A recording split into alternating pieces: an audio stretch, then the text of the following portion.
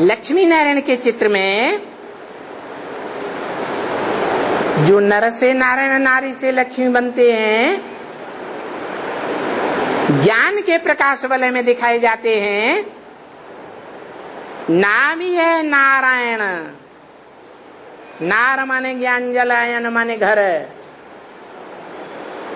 ज्ञान जल ही उनका घर है। उन लक्ष्मी नारायण के चित्र के नीचे पैरों के तरह क्या संवत लिखा है? संवत एक एक एक। तो कब कहें? 36 में, न 47 में, न 76 में। कब कहें? है? हाँ, उसके लिए भी भगवान बाप ने वाणी में इशारा दे दिया है। तुम बच्चों को तमोप्रधान से सतोप्रधान बनने में 40 से 50 वर्ष लगते हैं। मना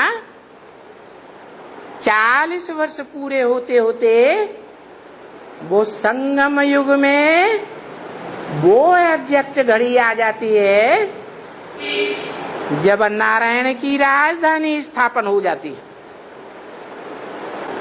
क्योंकि और कोई भी धर्म पिता दुनिया का नहीं है जो आता हो और आते ही राजधानी स्थापन करता हो अपने धर्मावलंबियों के लिए। ये एक ही अल्लाह अव्वल दीन है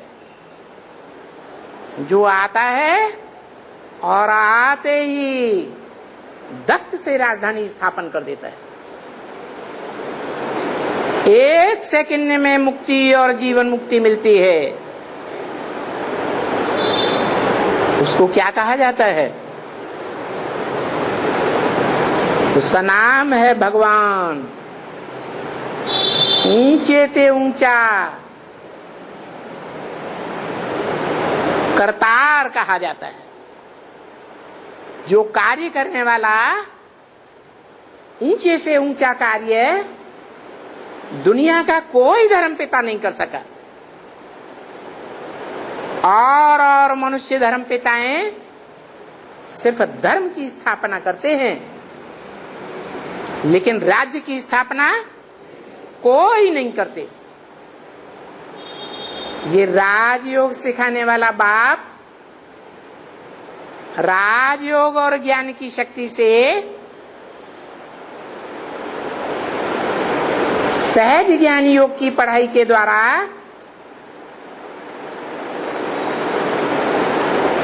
राजा बनाते हैं, राजाई भी स्थापन करते हैं। तो देखो,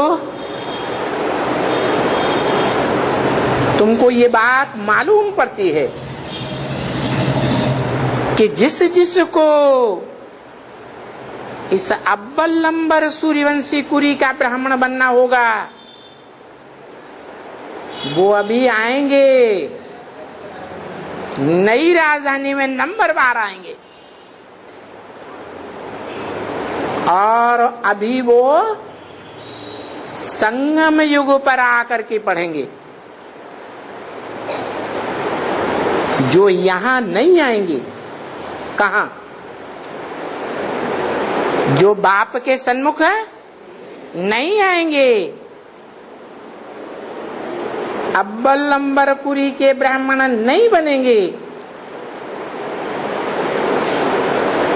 क्योंकि तुम संगम युगी ब्राह्मण हो और सब हैं शूद्र कलह युगी। तुम तो अभी न नरकवासी हो सदा काल के लिए हो, मन बुद्धि तुम्हारी सदा नरक में रहती है?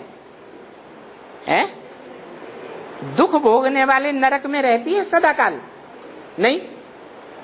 तो तुम ना नरकवासी हो न सदा काल के स्वर्गवासी हो। तुम कहाँ के वासी हो? कौन सी युग के है? संगम युग वासी हो। अभी कहेंगे कि तुम्हारी नवैया का, तुम्हारे जहाज का लंगर उठ गया है नरक की दुनिया से, और अभी तुम मन बुद्धि से स्वर्ग की तरफ जा रहे हो। घड़ी घड़ी चेक करना चाहिए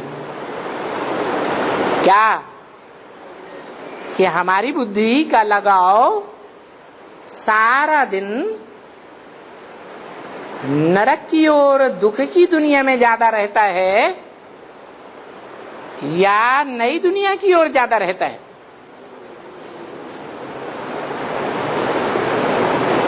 तो तुम देखेंगे तुम संगम युग वासी हो, बाकी सब पड़े हुए हैं नरक में। उस नरक में से आते रहेंगे यहाँ, क्या उस नरक में से निकल करके यहाँ आते रहेंगे।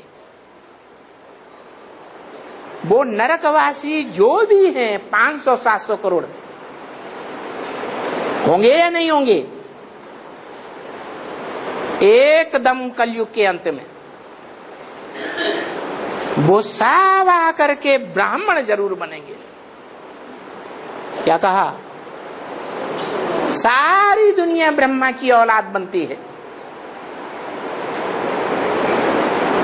अब वो अव्वल नंबर कुरी के ब्राह्मण बने या मध्यम नंबर कुरियों के ब्राह्मण बने या अंतिम कुरी के ब्राह्मण बने, अगर अभी ब्राह्मण नहीं बनेंगे तो देवता कभी नहीं बनेंगे। अभी संगम में क्या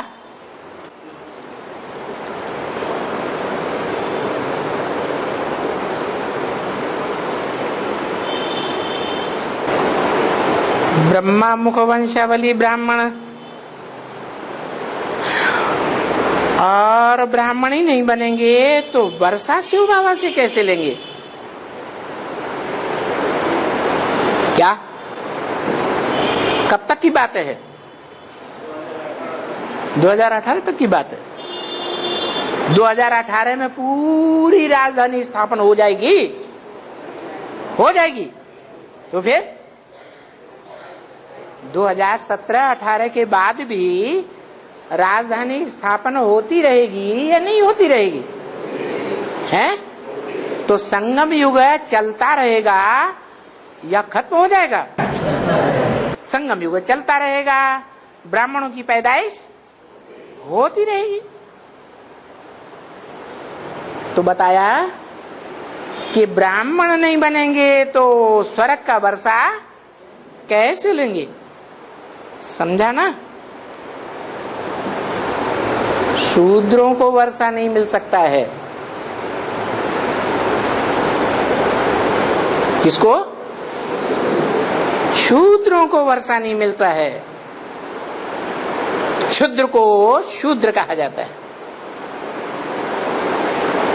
ब्राह्मणों को वर्षा मिलता है। कोई भी कुरी का ब्राह्मण हो, क्या सूर्यवंशी ब्राह्मण बनेंगे उनको तो वर्षा मिलेगा ही मिलेगा। चंद्रवंशी ब्राह्मण बनेंगे तो भी है, तो भी चंद्रवंश त्रेता में होता है, वर्षा तो मिलेगा देवत्व का। फिर द्वापर में भी ब्राह्मण होते हैं, वहां भी राजाई का वर्षा जरूर लेंगे। इस तरह चलते चलते कलयुग के अंत तक भी दुनिया में राजाएं होते हैं या नहीं होते हैं? होते हैं। पुरानी दुनिया के अंत में राजाएं होते हैं? नहीं होते हैं?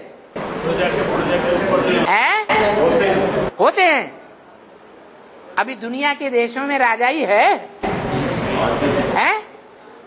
कि प्रजा के ऊपर प्रजा का राज्य है? सारे देशों में, सारे देशों में है। हाँ, एक देश अभी भी है छोटे से छोटा, उसका नाम है भूटान। जो देश प्राचीन भारत खंड में पहले भारत का हिस्सा था, जैसे आज से 500 साढ़े 500 वर्ष पहले नेपाल भी भारत का हिस्सा था, लंका भी भारत का हिस्सा था, पाकिस्तान भी भारत का हिस्सा था। वो भारत का ही ईशान कोण में स्थित देश, छोटा सा देश, आज भी वहां राजा को ही सब कुछ मानते हैं। क्या प्रजातंत्र की बात अभी भी नहीं मानते? क्यों?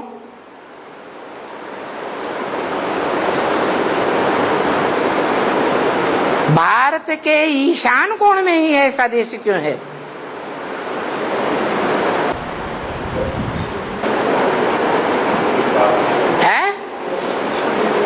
क्योंकि भारतीय परंपरा में जो अष्टदेव सबसे ऊंचे माने जाते हैं, जिनको 8 दिग्पाल कहा जाता है, उन अष्टदेवों में ईशान कोण में स्थित जो ईश्वर है, जिसका चित्र शंकर के रूप में दिखाया गया है, वो भारत के उत्तर पूर्व दिशा के कोण में है।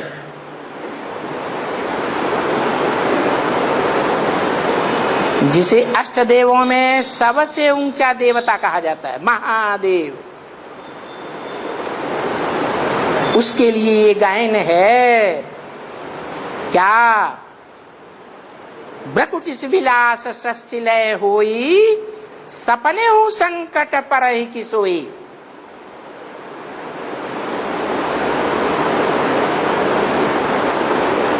सीता ने भयभीत होकर लक्ष्मण से कहा कि देखो, राम की पुकार सुनाई दे रही है, लक्ष्मण लक्ष्मण।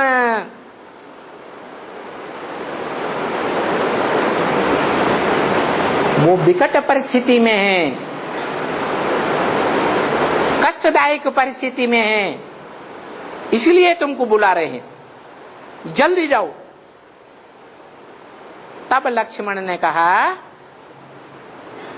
कि जिसकी भ्रकुटी के टेढ़े करने मात्र से सारी सृष्टि का विनाश हो सकता है, उसके ऊपर कोई भी प्रकार की परिस्थिति प्रभाव नहीं डाल सकती है।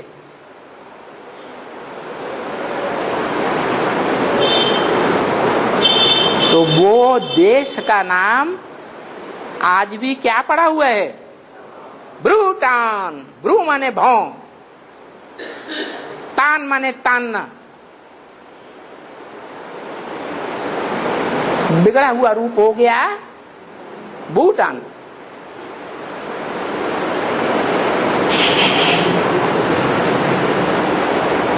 तो वेद के बाप की स्थापना की हुई राजाई आज भी दुनिया में शाश्वत है, खत्म नहीं हुई है। जैसे सच्चाई कभी खत्म नहीं हो सकती, झूठ भागता है सच्चाई स्थिर रहती है। ऐसे ही दुनिया के सभी देशों में आज प्रजा के ऊपर प्रजा का राज्य है, मनुष्यों का बनाया हुआ राज्य। भगवान ने इस दुनिया में जो राजाई स्थापन की थी राजयोग के द्वारा, वो राजाई लगभग समाप्त हो गई, प्रायः समाप्त हो गई। जैसे गीता में कहा है कि देवी देवता सनातन धर्म प्रायः लोप हो जाता है। वो भगवान का सुनाया हुआ गीता ज्ञान प्रायः लोप हो जाता है, पूरा लोप नहीं होता। ऐसे ही भगवान की स्थापन की हुई राजयोग के द्वारा वो राजाई आज भी भूटान में चल रही है। ऐसी अविनाशी राजाई ब्राह्मणों को मिलती है, तो जो अव्वल नंबर ब्राह्मण होते हैं, शूद्रों को नहीं मिलती।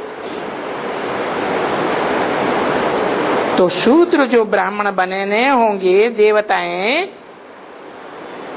तो वो जरूर यहां आएंगे, आ करके कुछ न कुछ बाप से सुनेंगे। क्या? किससे सुनेंगे? कौन से बाप से? धर्मपिताओं के बाप से नहीं, मनुष्यों के बाप से नहीं। कौन से बाप से सुनेंगे? कुछ न कुछ। हाँ, जो रूहों का बाप है वो इस संसार में जब प्रत्यक्षता रूपी जन्म लेता है तो नंबरवार वो ब्राह्मण जरूर बाप के सन्मुख आकर सुनेंगे। जो बोला है क्या? जो देखे इन आंखों से बाप को, जो इन कानों से सुने बाप के दो शब्द भी सन्मुख आकर, वो स्वर्ग में जरूर आएगा। तो जरूर यहां आएंगे, आकर के कुछ न कुछ जरूर सुनेंगे। अच्छा, सुना ना? कुछ सुना तो जरूर स्वर्ग में आ जाएंगे,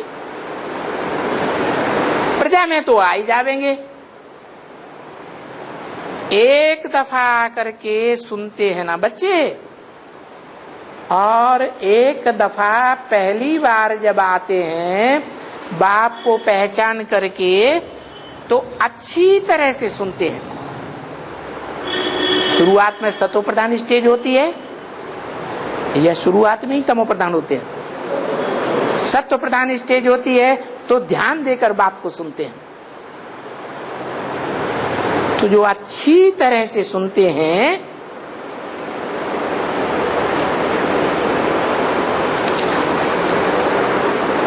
वो स्वर्ग में जरूर आ जाएंगे, भले प्रजा वर्ग में आवेंगे।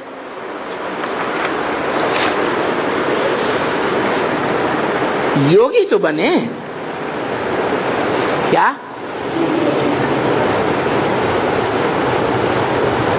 योगी मना मेल हुआ ना। कैसे मेल हुआ? आंख की कर्मेंद्रिय से बाप को देखा या नहीं देखा? लगाव पूर्वक देखा, सात्विक स्टेज में देखा या तामसी स्टेज में देखा है? तामसी स्टेज में, सात्विक स्टेज में देखा। बाप के दो शब्द भी सुने तो भी नई दुनिया में जरूर आ जाएंगे।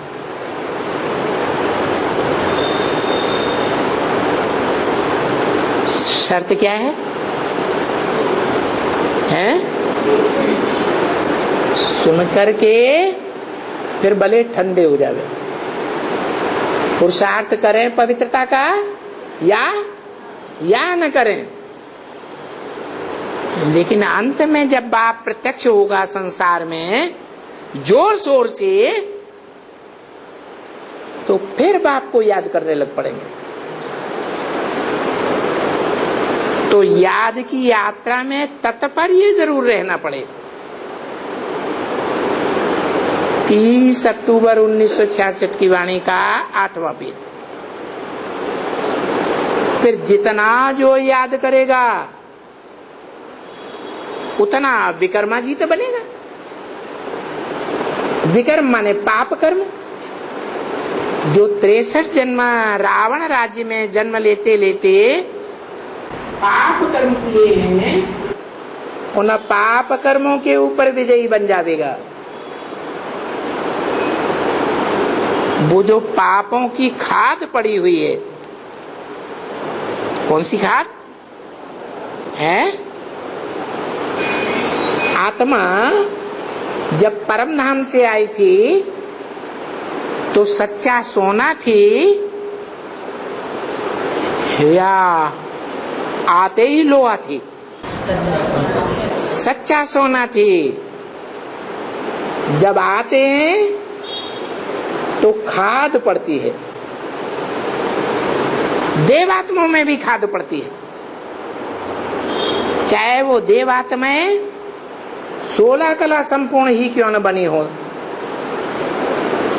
नई दुनिया के आदि में, तो भी जैसे जैसे युग बदलते जाते हैं वैसी वैसी खाद पड़ती जाती है। त्रेता में चांदी की खाद पड़ना शुरू होती है। काय में? सोने में। सोने की ज्यादा वैल्यू या चांदी की ज्यादा वैल्यू? सोने की तो बहुत वैल्यू है, चांदी की तो उतनी वैल्यू हो ही नहीं सकती। तो चांदी जैसी आत्माएं परम धाम से ढेर की ढेर तादाद में उतरती है और जल्दी वो आत्माएं नीचे गिरने लगती है। संग के रंग में आने से। और जो पुरानी आत्माएं हैं वो भी हुजूम में आकर के नीचे गिरती है। तो देखो, त्रेता में भी खाद पड़ती है चांदी जैसी आत्माओं की, द्वापर में कॉपर जैसी आत्माओं की खाद पड़ती है, और कलयुग में लोहे जैसी तामसी आत्माएं उतरती हैं, दुखदाई, कलह युगी, झगड़पट्टी करने वाली। तो उनके संग के रंग में आने से जो देवात्माएं थी 16 कला संपूर्ण थी, बहुत पावरफुल आत्माएं थी, ऊंचे थे, ऊंचे बाप के बच्चे थे, वो जास्ती से जास्ती पाप कर्म करने लग पड़ते हैं। क्यों? उन्हें जास्ती पाप कर्म करना चाहिए या कम करना चाहिए? है? कम पाप करना चाहिए। बड़े राजा महाराजा का बच्चा हो और राजा महाराजा के परिवार से कारण या कारण दूर हो जाए और कुसंग में आ जाए, तो राजा महाराजा का वो बच्चा ज्यादा पापात्मा बनेगा कुसंग में आकर के, या दूसरे बच्चे ज्यादा पापात्मा बनेंगे? क्यों है? क्योंकि उसमें पावरफुल बाप का खून है। क्या? कौन सा खून है? सर्वशक्तिवान बाप का खून है, तो बहुत पावरफुल है। तो पाप करने में भी ज्यादा पावरफुल और पुण्य करने में भी ज्यादा पावरफुल। एक सत्य के संग में आता है तो पक्का पक्का 100% सतो प्रधान बन सकता है, और कुसंग में आता है तो पक्का पक्का महापापी वो भी बन जाता है। तो देखो वो आत्माएं जो ब्राह्मण बनती हैं नंबर बार, फिर जितना याद करेंगी उतना विकर्माजीत जरूर बनेंगी, पाप कर्मों को जीतने वाली जरूर बनेंगी। वो जो खाद पड़ी हुई है नंबरवार जन्म जन्मांतर में, और प्रकार की खाद पड़ी हुई है, वो खाद पापों की कचरा कहो, वो जलता जाएगा, भस्म होता जाएगा। काहे में? याद की अग्नि में। जैसे सोना तेज अग्नि में डाला जाता है तो उस सोने में से जो भी खाद है, तांबा की, चांदी की या लोहे की, वो सारी खाद अलग हो जाती है। ऐसे ही जो योगियों का ईश्वर है, योग ईश्वर जिसे कहा जाता है, उसके संग के रंग में आने से उस योग अग्नि से सारे पूर्व जन्मों के पाप दग्ध होते रहते। तो तुम बच्चों के लिए भी मूल पुरुषार्थ क्या है? याद। किसकी याद है? इब्राहिम, बुद्ध, क्राइस्ट या ब्रह्मा की याद, दाढ़ी मूछ वालों की याद, या एवर प्योर की याद? एवर प्योर की याद होगी तो तुम एकदम सच्चा सोना बन जाओगे।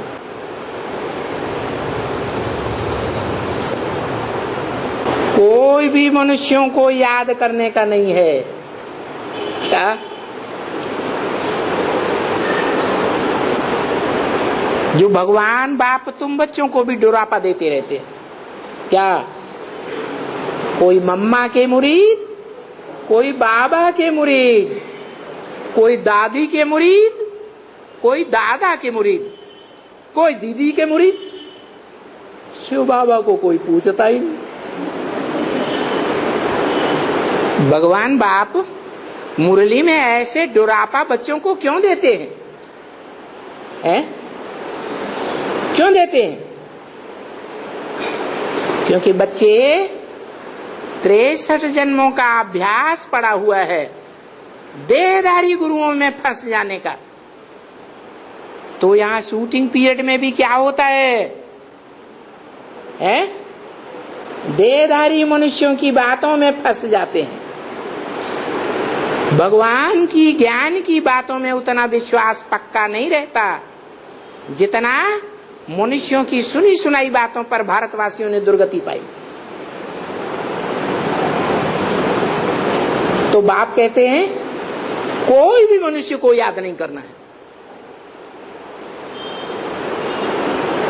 कितना भी तुम्हारा प्यारा क्यों न हो, कितना भी तुम उसे शुभ चिंतक क्यों न समझते हो, तो भी उसको याद नहीं करना है।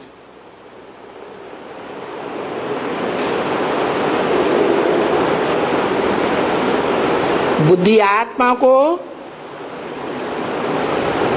जो मन बुद्धि रूपी आत्मा है, उसको अभी ज्ञान हो गया, जानकारी हो गई। क्या जानकारी हो गई?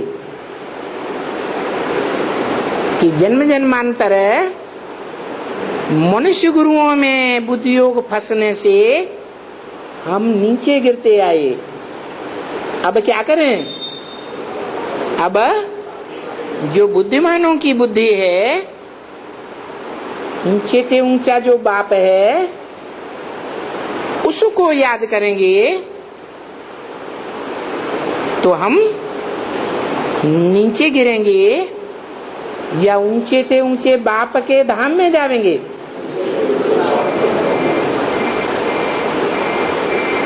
तो काम धंधा तो यहां करना है, इस दुनिया में रहते रहते, परंतु याद उसको करना है जो ऊंचे से ऊंचा बाप है। क्या? जो ऊंचे से ऊंचा बाप ऊंचे से ऊंचा काम करता है या नीचे काम करता है? क्या ऊंचे से ऊंचा काम करता है? जो नाम शिव पढ़ता है,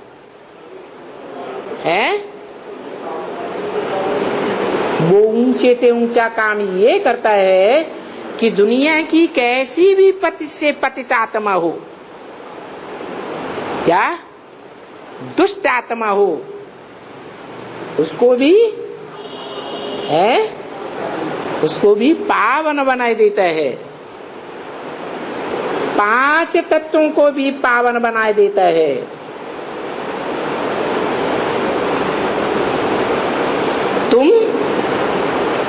तुम सब बच्चे उस एक बाप के आशिक हो।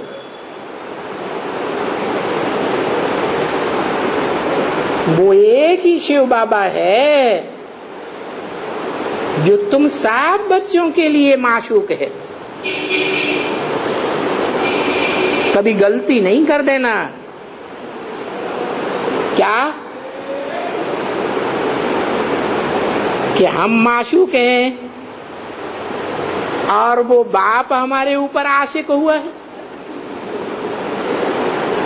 उसकी गरज पड़े तो हमसे हाथ मिलाए।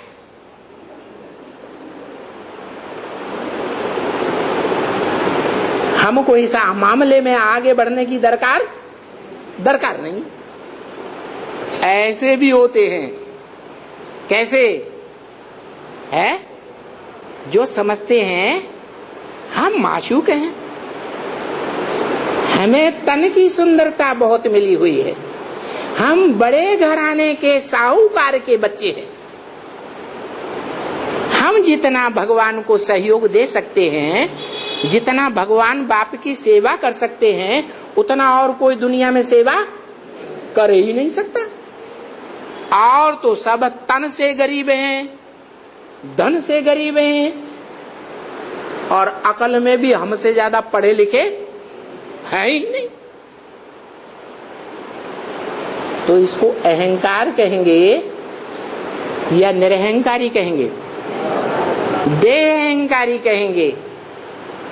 ऐसे देह अहंकारियों को भगवान बाप से उतनी प्राप्ति नहीं हो सकती। तो तुम सब एक बाप के क्या हो? आशिक हो, और बाप माशूक है। सभी भगत आशिक हैं, सभी भगत सीताएं हैं। तुम सभी क्या हो? सीताएं हो। और राम बाप अनेक हैं या एक है? राम बाप एक है। तुम सभी आशिक हो एक भगवान बाप के। तो बाप कहते हैं भले तुम काम कम कर दे दिल यार दे, भले तुम काम करो, धंधा करो, लेकिन मेरे को दिल लगाकर याद करो, दिल से याद करो। खान पान लो, मेरे को याद करते रहेंगे, खान पान करते भी, धंधा धोरी करते भी, तो तुम्हारी जो जन्म जन्मांतर की पापों की खाद है वो सब भस्म हो जाएगी, निकल जाएगी। और फिर अंत में शरीर छोड़ेंगे तो क्या होगा? स्वर्ग में चले जाएंगे। तुमको ये सिर्फ मालूम है कि हमको सिर्फ भगवान बाप पढ़ाते हैं। क्या कोई कितना भी ज्ञानी बन करके, प्रकांड विद्वान बन करके तुम्हारे सामने ज्ञान सुनाने के लिए आ जाए तो भी तुम्हारी बुद्धि में क्या होना चाहिए? हमको ये पढ़ाई कौन पढ़ा रहा है? ये पढ़ाई भगवान बाप पढ़ाते हैं, ये पढ़ाई भगवान बाप की है। कोई उस पढ़ाई के ऊपर काबिज बन करके बैठ जाए, आजकल के गुरुओं के मुआफिक, पंडे पुजारियों के मुआफिक, तो तुम ये नहीं मानेंगे कि ये जो सुनाता है ये अपना ज्ञान सुनाता है, अपना ज्ञान सुनाता है? नहीं, ये भगवान बाप का ज्ञान है। नहीं, ये ज्ञान कृष्ण भगवान वाच है। जो कृष्ण बच्चे के रूप में पूजा जाता है कि बड़े रूप में पूजा जाता है? सृष्टि का पहला बच्चा है, पहला पत्ता है, वो भी भगवान नहीं है। शिव भगवान वाच है, कृष्ण भगवान वाच नहीं है। कृष्ण उर्फ ब्रह्मा को भगवान नहीं कहेंगे, उनको कहेंगे स्वर्ग का पहले नंबर का शाहजादा। क्या? स्वर्ग का पहले नंबर का शाह कहेंगे या शाहजादा कहेंगे? शाह बड़ा या शाहजादा बड़ा? शाहजादा बड़ा ऐसे कहेंगे? नहीं। फिर जब युगल बनते हैं तब उनको माई बाप का टाइटल मिलता है। क्या है? लक्ष्मी नारायण। जो राधा कृष्ण हैं, सृष्टि के पहले पहले पत्ते हैं, वो भी अपने बाप के बच्चे हैं। वो रचना है और माई बाप उनके रचयिता हैं। तो जो रचयिता है उन माई बाप का टाइटल उनको मिलता है। क्या है? लक्ष्मी नारायण। समझा? जो भी स्वर्ग के हैं उन्होंने शिव बाबा से वर्षा ली है। मना स्वर्ग में कोई पहली पीढ़ी में ही थोड़े ही होते हैं, स्वर्ग में और पीढ़ियां भी तो हैं। तो 8-9 पीढ़ियां हैं। उन सभी पीढ़ियों में जो भी नंबरवार टाइटल लेते हैं अपने बाप दादे का टाइटल लेते हैं, वो सब स्वर्गवासी हैं। इस बात को तुम जानते हो। दुनिया नहीं जानती है किस बात को कि जो नंबरवार Lakshmi Narayan the first second third गद्दी नशीन बनते हैं सतयुग में, वो उत्तरोत्तर कम कलाओं वाले देवता बनते हैं। क्यों? क्योंकि उन्होंने भगवान बाप की पढ़ाई पूरी नहीं पढ़ी है, नंबरवार पढ़ाई पढ़ी है, इसलिए कम कला वाले देवता बनते हैं। ये तुम जानते हो। वो कम कला वाले देवता हैं, जन्म लेते लेते त्रेता के अंत द्वापर के आदि से जब और धर्मों के धर्म पिताएं आते हैं तो वो आत्माएं कम ज्ञान लेने के कारण कमजोर पड़ जाती हैं और उन कमजोर आत्माओं में ऊपर से आने वाली पावरफुल आत्माएं प्रवेश कर जाती हैं, ऑक्युपाई कर लेती हैं, अपने कंट्रोल में ले लेती हैं।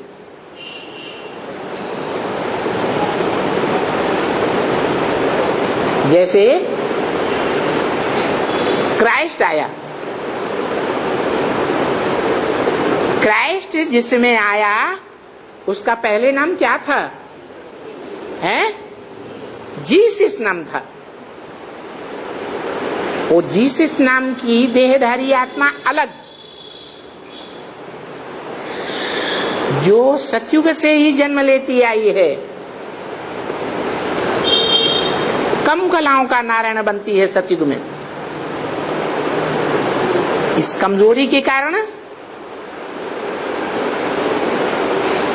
द्वापर में वो द्वैतवादी धर्मपिता क्राइस्ट उसमें प्रवेश करता है और अपने धर्म की स्थापना करता है।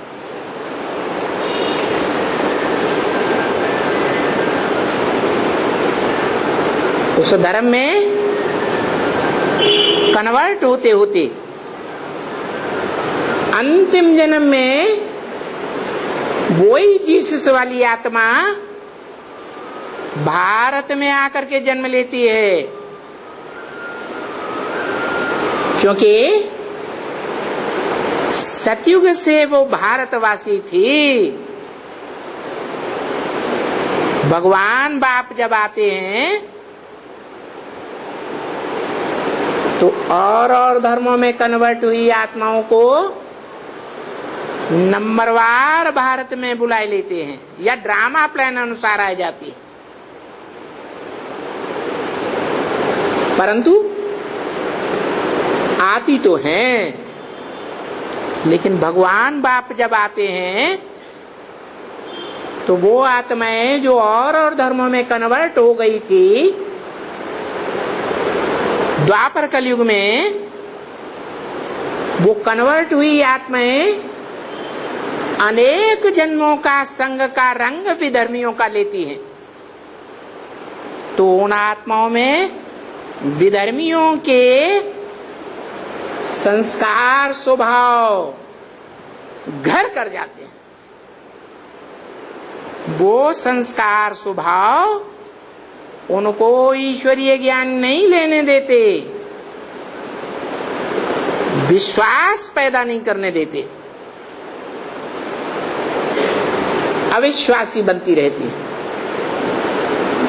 अनिश्चय बुद्धि बनती रहती है, स्वयं भी अनिश्चय बुद्धि बनती है, औरों को भी अनिश्चय बुद्धि बनाती है।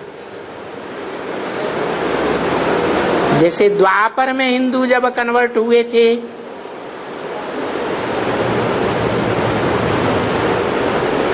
तो जो पहले पहले कन्वर्ट हुए थे उन्होंने दूसरे भारतवासियों को भी कन्वर्ट करना शुरू कर दिया। तो अभी भी ब्राह्मणों की दुनिया में ये ब्रॉड ड्रामा की शूटिंग चल रही है, क्योंकि अभी ब्राह्मण बच्चे संगम में है या सतयुग में है? संगम में। न कहेंगे स्वर्गवासी हैं, न कहेंगे सदा काल के नरकवासी।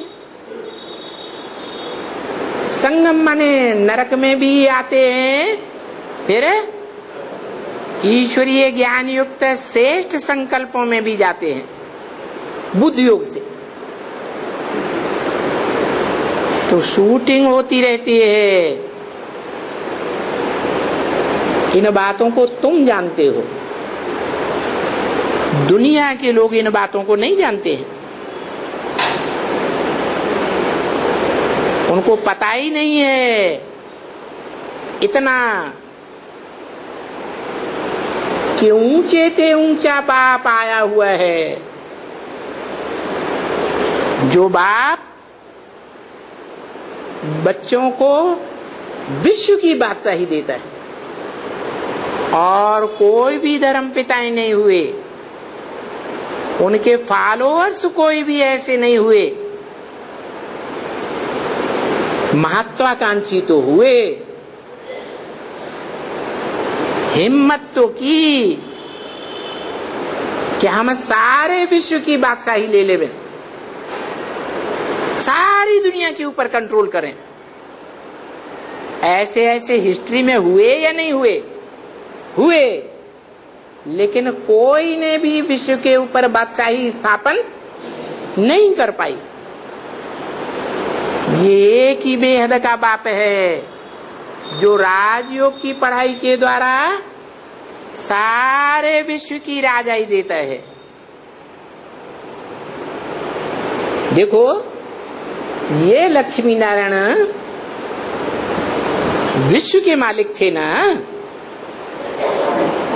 कौन लक्ष्मी नारायण? जो लक्ष्मी नारायण बाबा के पीछे चित्र रहता था लक्ष्मी नारायण का, उस तरफ इशारा करते थे कि ये ज्ञान प्रकाश के वलय में रहने वाले, ज्ञान की दुनिया में सदैव रमण करने वाले, ये नर से नारायण बनने वाले, नारी से लक्ष्मी बनने वाले नर नारायण विश्व के मालिक थे, सतयुग के मालिक नहीं थे। कहाँ के मालिक थे? विश्व के मालिक थे, विश्व धर्मों के मालिक थे। सारे विश्व के धर्मावलंबियों ने उनको अपना मालिक स्वीकार कर लिया।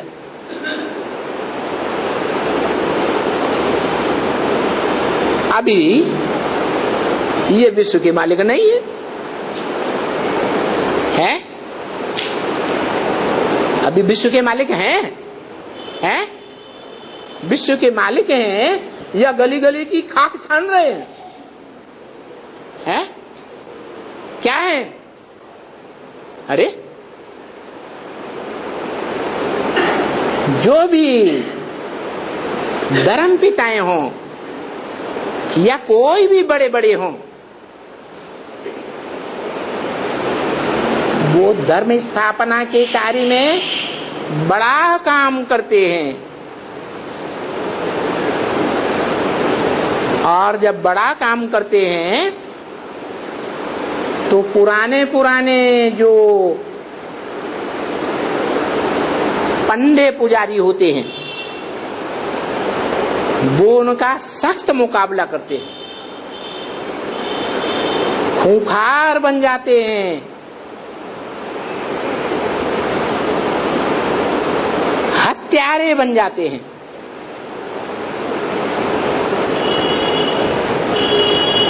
कोई भी धर्म पिता को ले लो,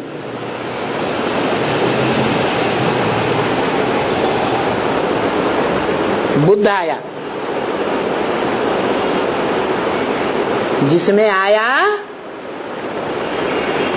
उस देहधारी को देश निकाला मिल गया। माना महात्मा बुद्ध को भारत से देश निकाला दे दिया गया।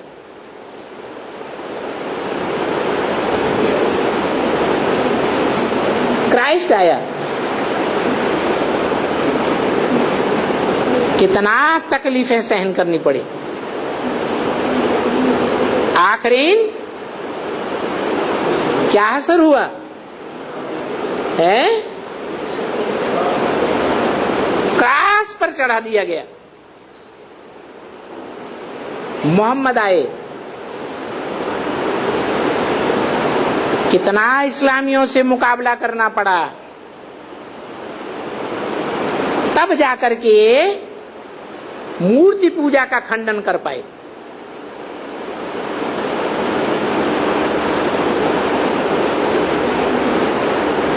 धर्म तो स्थापन किया, लेकिन खुद भी खलास हो गए। उनकी याद में मुसलमान आज भी छाती ठोक ठोक करके पीटते हैं, हाय हुसे हम न हुए। कितना छाती ठोकते हैं, हाय हाय मचाते हैं। माना कोई भी धर्म पिताएं आए हो, धर्म की स्थापना ही की है,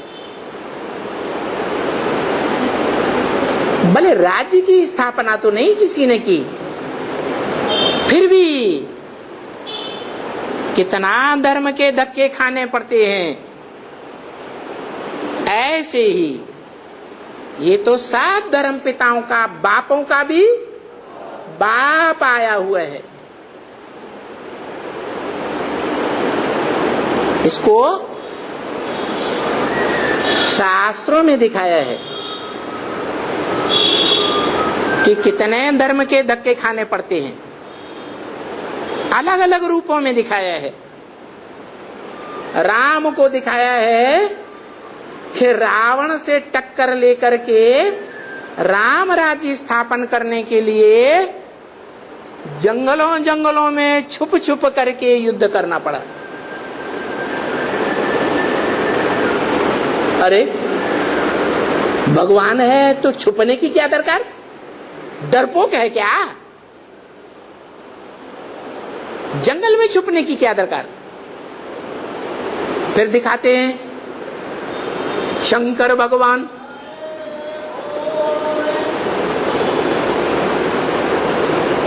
भस्मासुर आया, भस्मासुर पीछे पड़ गया, सारी दुनिया में दौड़ लगाते फिरे, पीछे पीछे भस्मासुर पीछा करता रहा। देखो धर्म के धक्के खाते हुए शंकर भगवान को भी दिखाई दिए। कृष्ण भगवान का क्या असर हुआ? कहते हैं कि कंस के राज्य में इतनी दहशत फैली हुई थी कि कृष्ण भगवान को भी गावड़े से गावड़े में भागते रहना पड़ा,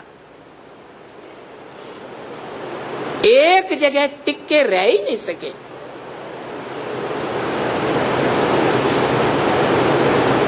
तो ये शास्त्रों में ऊंचते ऊंचे भगवान के पाठ की महिमा दिखाई गई।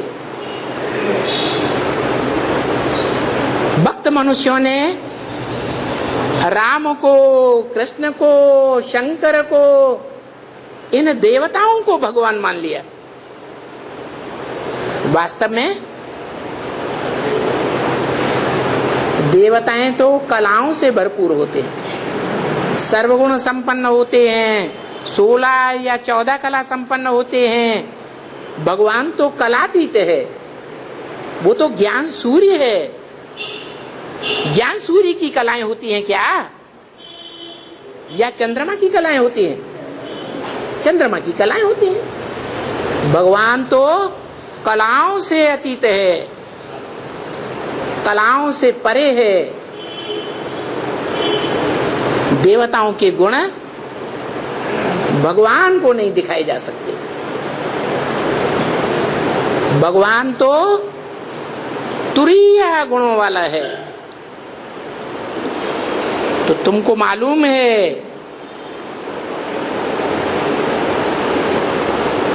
कि अभी सब धर्म पिताओं ने इस दुनिया में आकर अपने अपने करिश्मे दिखा दिए। नई दुनिया किसी ने नहीं बनाई, सभी धर्म पिताओं ने आकर के इस पुरानी दुनिया रूपी मकान की मरम्मत की है, लेकिन नया मकान किसी ने नहीं बनाया है। ये तो नंबरवार धर्म पिताएं हैं। जो धर्म पिताएं अपने से ऊंच भगवान बाप को मानते रहे, तो उन धर्म पिताओं का भी बापों का बाप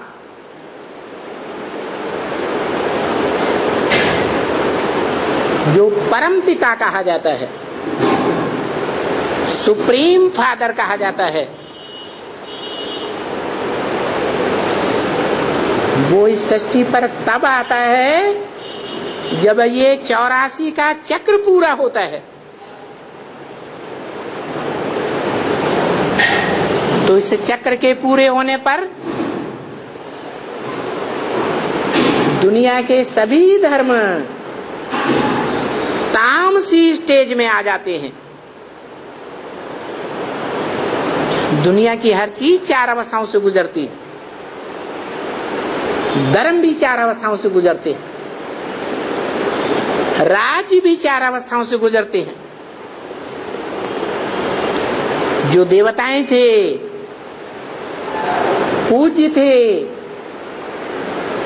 जिनकी पूजा का आधार पवित्रता थी, वो पूज्य और पवित्र देवताएं वो भी अभी पुजारी बन गए। अभी वही पवित्र पूज्य देवात्माएं फिर से देवताएं बन रहे हो। तो तुमको अभी प्रैक्टिकल में देखने में आवेगा, देखने में आ रहा है। समझदारों को इशारा ही काफी होता है क्या कि जो पुजारी होते हैं तो क्या करते हैं? पूज्य देवताओं के आगे जाकर क्या करते हैं? माथा झुकाते हैं। माथा झुकाने का मतलब क्या हुआ है? बुद्धि झुकाना। बुद्धि झुकाने का मतलब क्या हुआ कि बुद्धि से, मन बुद्धि रूपी आत्मा से हर बात को मानते हैं, सिर झुका करके मानते हैं। तो तुम अभी पूज्य बनते जाते हो। जैसे जैसे नंबरवार पूज्य बनते जावेंगे, तुम्हारे भक्तगण तुम्हारे सामने क्या करेंगे? माथा टेकते जावेंगे, क्योंकि तुम नंबरवार पवित्र पूज्य बनते हो।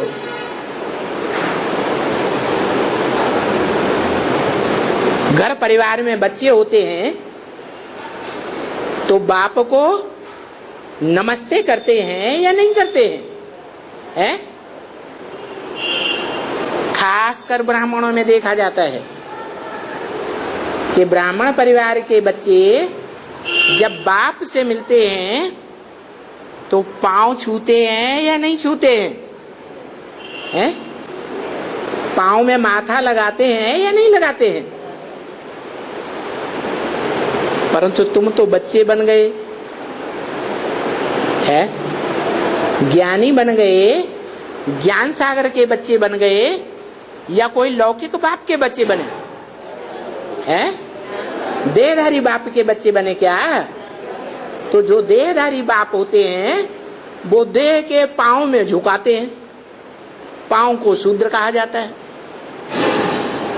माना अपने नीचते नीच अंग के सामने बच्चे को, रचना को झुकाते हैं, क्योंकि वो देहधारी हैं। और यहाँ तो बाप देहधारी है, बाप तो बुद्धिमानों की बुद्धि है, देहधारी नहीं है, जो देह के क्षुद्र अंग के सामने तुम्हारा माथा झुकवाए। फिर बच्चे क्या करते हैं? वो पांव में झुकने की बात नहीं है। जैसे पांव से चल करके कहीं पहुंचा जाता है, कहते हैं ना, अरे तुम्हारी बुद्धि वहां तक नहीं पहुंच सकती जहां हमारे गुरु जी की बुद्धि पहुंची हुई। तो जैसे पांव से पहुंचा जाता है, बुद्धि से भी पहुंचा जाता है। तो तुम बुद्धि रूपी पांव को बाप के सामने झुकाते हो। कौन से बाप के सामने झुकाते हो? है जो निराकार बाप है, उसको तो अपने पांव है ही नहीं, फिर किसके सामने झुकाते हो? है जिसमें बाप प्रवेश करते हैं, जिसमें प्रवेश करते हैं उसको आप समान बनाते हैं। जैसे बाप आत्मिक स्थिति के रूप में एवर प्योर कहा जाता है। एवर प्योर का प्रूफ मिलेगा तब तो एवर प्योर मानेंगे, या बिना प्रूफ के एवर प्योर माना जाएगा? है तो भक्ति मार्ग में एवर प्योर का कोई प्रूफ दिखाया जाता है? नहीं। क्या शिवलिंग दिखाते हैं? वो शिवलिंग भगवान नहीं है। लिंग तो बड़ा होता है, भगवान कोई बड़ा आकार वाला है क्या? सोमनाथ मंदिर में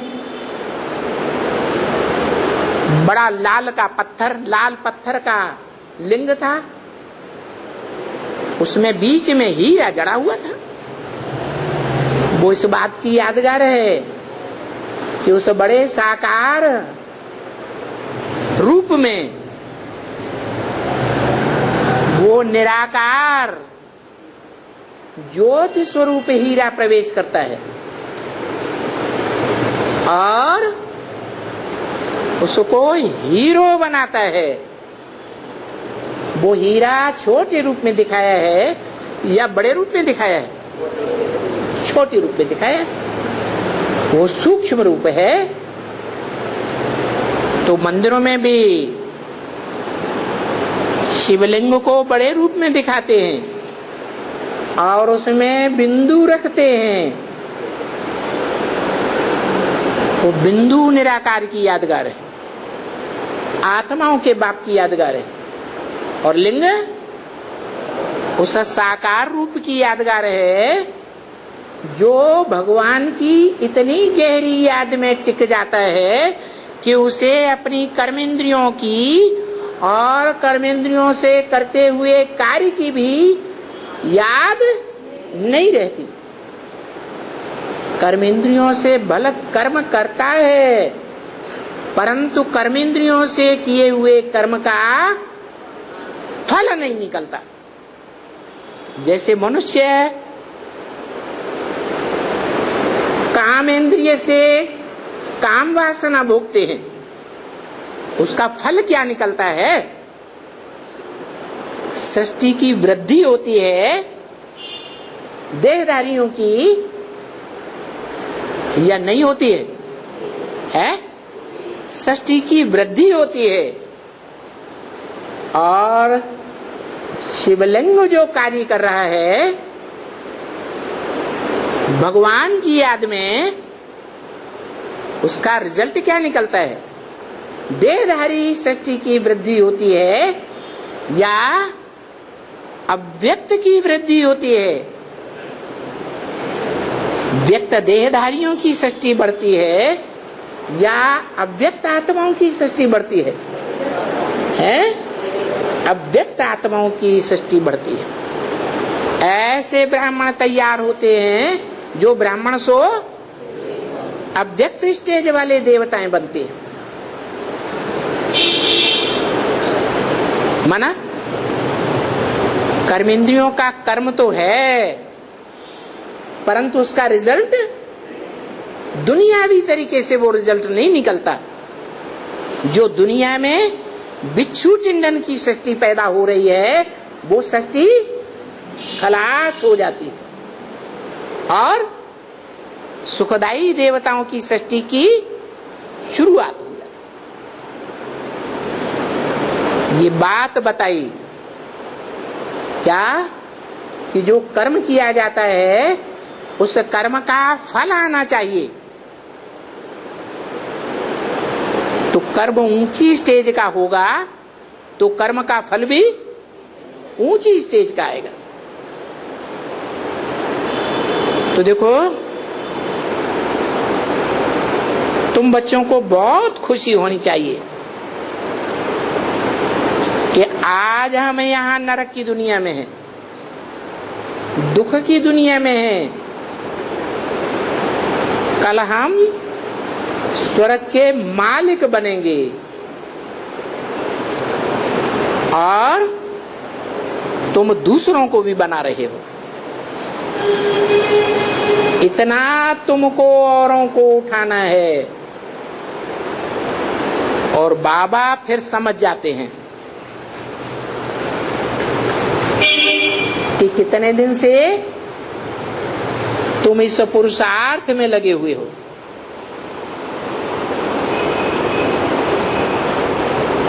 कोई ने कहा बाबा हम 2-3 महीने से लगे हैं। अच्छा, 2-3 महीने से? अभी तुमने पूरा राज को नहीं समझा है, अभी नहीं समझा है। बुद्धि का योग बाप से कम है, क्योंकि बाप कहते हैं कि तुमको हमने सतो प्रधान बनाया, फिर 84 जन्मों के बाद तुम तमो प्रधान बन गए हो। तमो प्रधान आत्मा ऊपर उड़ सकती है? नहीं उड़ सकती। पापों का बोझा ज्यादा है, तो जिसके ऊपर बोझा ज्यादा है वो तीखी दौड़ दौड़ सकता है? दौड़ेगा? धीरे धीरे चलेगा या दौड़ेगा? बहुत कमजोर होगा तो बैठ ही जाएगा। तो तुम अभी तमो प्रधान बन गए हो। अभी सतो प्रधान, अभी तमो प्रधान से सतो प्रधान बनने के लिए मैं युक्ति बताता हूं कि तुम अपन को आत्मा समझो कि हम सतो प्रधान आत्मा थे और अभी हम क्या बने हैं? तमो प्रधान बने। तो अब तमो प्रधान से सतो प्रधान कैसे बने? कैसे बने? है बाप की याद से बने। और बाप याद कब आएगा? है जब आत्म की स्थिति धारण करें। जैसी स्टेज बाप की है वैसा ही रूप हम धारण करें। मेल कब होता है? शादी करते हैं तो मेल करते हैं ना।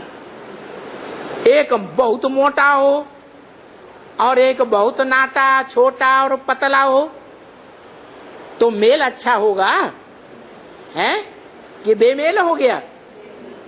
तो यही बात यहां भी है। क्या करना है? बाप ज्योति बिंदु है, निराकारी है, सदा निराकार है, अति सूक्ष्म है, तो हम भी क्या बने? हम भी निराकारी सूक्ष्म ज्योति बिंदु बने। तो सूक्ष्म ज्योति बिंदु है नहीं क्या? नहीं है।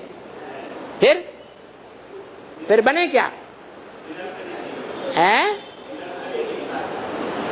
निराकारी बनने का मतलब ये है कि हमको सदैव वो स्टार याद आता रहे। क्या अभी घड़ी घड़ी क्या याद आता है? अरे दिल से पूछो, घड़ी घड़ी क्या याद आता है? देह याद आती है, देह की कर्मेंद्रियां याद आती हैं, देह के संबंधी याद आते हैं, देह के पदार्थ याद आते हैं।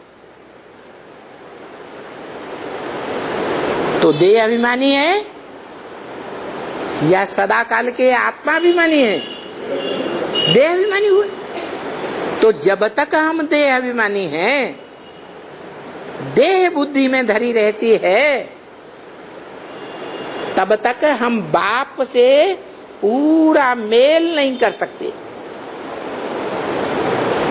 योग नहीं लगा सकते। कब पक्के योगी बनेंगे? जब है जो बाप ने पुरुषार्थ का तरीका बताया कि अमृत बेले सुधारा तो सब सुधर जाएगा। इसलिए जब अमृत बेले उठे तो उठते ही पक्का पक्का फाउंडेशन डालें कि हम क्या हैं? हम ज्योति बिंदु स्टार हैं। भ्रकुटी के मध्य में स्टार को जितना हो सके फाउंडेशन अच्छा डालें, तो सारा दिन आत्मिक स्टेज अच्छी बनी रहेगी। ओम शांति।